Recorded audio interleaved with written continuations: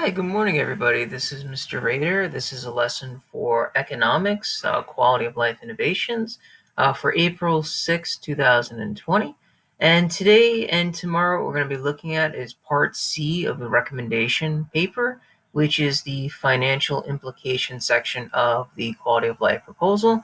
And the big question that I would like you all to consider today is, why do you need to be mindful of the costs of your recommendation idea, whether in the end you decide to create an actual expense table or you decide to do a cost benefit analysis. So at this point, I have a tentative due date for the RIFI paper, Recommendation Implementation of Financial Implications, next week, April the 11th. It's a suggested deadline. It'll allow me to give those of you who want to have competitive proposals enough time to really give you good feedback on that paper. For everyone else, we'll talk and we'll figure out a appropriate deadline for you.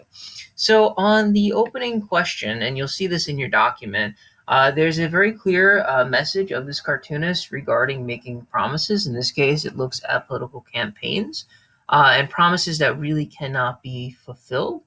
And I want you to kind of think about it in terms of how that might be relevant to your quality of life paper. Okay, so the image that you're seeing is taken from the 2016 Democratic primary campaign. And without giving everything away, if you look at this picture, you see Senator Bernie Sanders, who's also running for president this 2020 election season, and a voter. They're taking a selfie, and in the text box it says, "Bernie, I love your promises of free stuff. How are you going to pay for it?" And you can kind of see how that's actually happening here. The artist is essentially critiquing the expansion of state programs at the expense of taxes. People would have to pay more taxes to actually afford these ideas. Okay, so what are some of the possible ways that we can actually organize the financial implications section of the RIFI paper? One of the things I will point out is this section is probably the smallest in terms of writing. You can do the financial implications within a few sentences. It really comes down to the table that you actually create. So here's the sample that you have on your screen. As you can see, this was the project Schools to Gyms, and essentially what this student did was they tried to put together an agreement, a shared use agreement, to open up the gym after school. As you can see, it's very short in terms of the writing component, and then they chose the expense budget, so there's three categories: itemizing the expenses, identifying the purpose of the item, and then who would actually fund it. Now, you'll notice, just as the WISE Foundation said in their webinar, you don't actually have to list dollar amounts. It's perfectly okay if you're not sure what those dollar amounts might actually be. So in this case, you can see the student only listed $1 amount because that's what the student was able to find with their research. And it makes it pretty clear in terms of what they would want to do in terms of gaining the funding options. Okay, so for the second part of the activity, I would recommend that you look at pages 7 and 8 in the student manual. I'm going to show you them on the screen in a moment, just so you can see what the two styles are for putting together the recommendation idea in the financial implications component. So I will post another digital copy of this manual as well to this assignment on Google Classroom so that you all can see it. You want to open up to page 7 and page 8. So as you can see in option 1, it is an expense budget.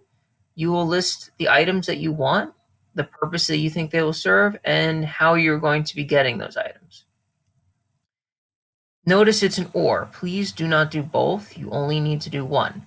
The other option for the financial implications is a cost-benefit analysis, where you'll look at who's affected by your idea, who are the people, the stakeholders that are involved, what are the financial benefits to the group, and again, it may be something very specific, it may be no benefit at all. And then what might the costs be? Again, it might be some costs involved, there may be no costs involved. Keep in mind that this section really, the focus is looking at the information, the details that you could put into this table. Okay, so these are just two other examples that you could look at in terms of seeing what an expense budget might be and what the cost benefit analysis could potentially look like in a financial implications paper. Okay, and just big picture, I want to just take a moment to kind of just talk to you all a little bit about the final quality of life innovations proposal. The WISE Foundation has given us an extension. Originally, it was going to be due the last week of April. I believe it was April 27th. It is now due May 4th. So for those of you that want to submit your proposals to the competition, you will have until May 4th to have everything finalized. And I just want to briefly show you, if we look at the rundown, we've done as a class the vast majority of this project. We've done Chapter 2, Chapter 3, Chapter 4, Chapter 5. We're now working on Chapter 6. We'll be doing Chapter 7 in a week or so. Chapter 8 is all of the sources that you looked at for your background paper, anything that you did for your research analysis paper. So that will probably be the New York City Population Fact Finder that you use to calculate the margin of error analysis when looking at the neighborhoods that you gave out your surveys in. And anything in the recommendation where you looked up additional things, programs that had existed elsewhere. In terms of the appendices, we're basically done with that. That was done in the research analysis paper.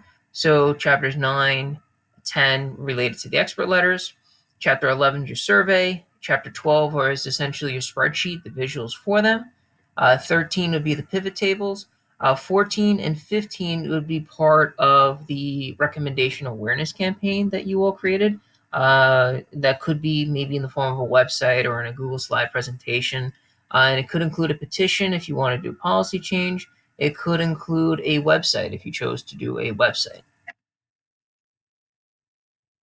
Okay, now, just to open up the classwork assignments that you all can see it, this is essentially what you will be looking at and what you'll need to do. So consider what your recommendation is so far. Which of the 4 strategies are you using? Awareness campaign, a policy, a program. How is it going to help quality of life? Then with implementation, again, you're not rewriting this, you already wrote an implementation, but in general, think about what kinds of steps are going to be needed and how might that involve financial costs. So you'll fill out step 1, which is the plan for your implication strategy, and then you're going to choose one of 2 options, just one, okay? Either the expense budget or the cost benefit analysis. And for today's classwork, I just want it to be in a draft form where you explain what it is that you are planning to do. That's all that you need to do. All right. We'll work on this again tomorrow as we finalize some of the details for the financial implications, and we will take it from there. Okay. I hope everybody is having a good day as best as can be. If you get the opportunity to go outside and go for a walk, you should do that as well. Get some fresh air. And if you're having any questions or concerns, as always, please do reach out to me, and I can work with you either on a cell phone call, I can work with you on Zoom video conference, or by email. Anything I could do to support you is what I am here to do. All right, everybody, have a good day.